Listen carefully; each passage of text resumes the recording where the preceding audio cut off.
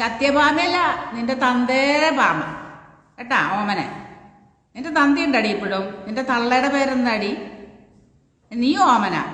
നിന്റെ തള്ളയുടെ പേര് സുന്ദരി എന്നായിരിക്കും അല്ലേ? ഈ തള്ള എന്താണ് പറയണത്? ഓമനെ ഓമനെ കേവിയാ? ചത്തുപോയാ നീ? കേവി ചത്തുപോയടി.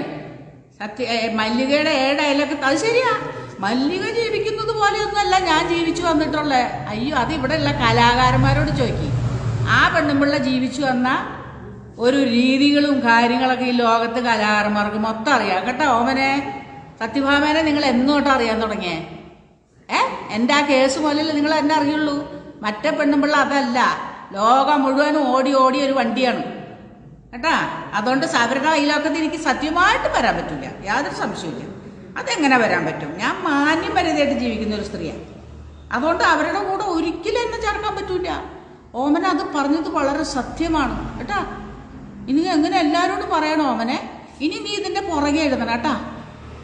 മല്ലികയുടെ കൂടെ നടക്കാനുള്ള യോഗ്യത എൻ്റെ പൊന്നെ, എന്നെ അതിലും ഭേദം ഞാൻ 2 മുഴം കയറെടുത്ത് കെട്ടി തൂക്കി ചാവുള്ളൂ. മല്ലികയുടെ കൂടെ പോകാനുള്ള യോഗ്യത എനിക്ക് ഉണ്ടായ.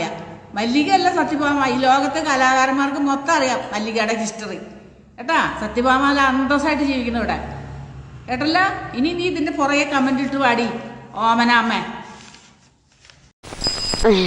അതെ സാറേ, ഞങ്ങള് വഴക്കാം. തന്നെ മൂച്ചേട്ടെ ഒന്ന് പറഞ്ഞ രണ്ടാമത്തെ തുണി പൊക്കി കാണിക്കും. ഞാൻ